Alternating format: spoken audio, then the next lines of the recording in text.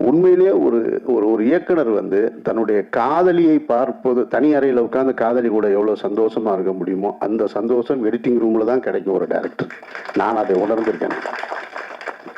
இப்போ நான் என்னோட ஃப்ரெண்டு டைரக்டர்ஸ், இன்னும் அசிஸ்டன்ட் டைரக்டர்ஸ் எல்லாருக்குமே ஒரு பெரிய விவாதம் நடக்கும். ஒரு பவுண்டட் ஸ்கிரிப்ட் இருந்தால் நல்ல படத்தை எடுத்துடலாம், ஒரு நல்ல கதை இருந்தால் நல்ல படத்தை எடுத்துடலாம் அப்படின்லாம் சொல்லுவாங்க. ஆனால் ஒரு படம் உருவாவது எடிட்டிங் ரூமில் தான் நான் நம்புகிறேன். என் படங்கள் அப்படி தான் உருவாக்குறேன் நான். ஒரு பவுண்டட் ஸ்கிரிப்ட் இருந்தால் மட்டும் நல்ல படம் உருவாயிராது. ஒரு எடிட்டிங் ரூமில் தான் ஒரு நல்ல படம் உருவாகுது. 13 வெர்ஷன் பண்ணேன் நான் பருத்தி வீரன். 13 வெர்ஷன் பண்ணி ஒரு வெர்ஷனை ஃபைனல் பண்ணேன். அப்போ ஒரு எடிட்டரோட உழைப்பு கூடவே இருந்து பண்ணுற அந்த உழைப்பு இருக்கு இல்லையா.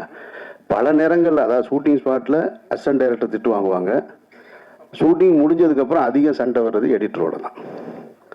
அப்படி தான் நடக்கும். ஆனால் அதை தாண்டி படத்துக்கு தான் உண்மையாக இருக்கணும்.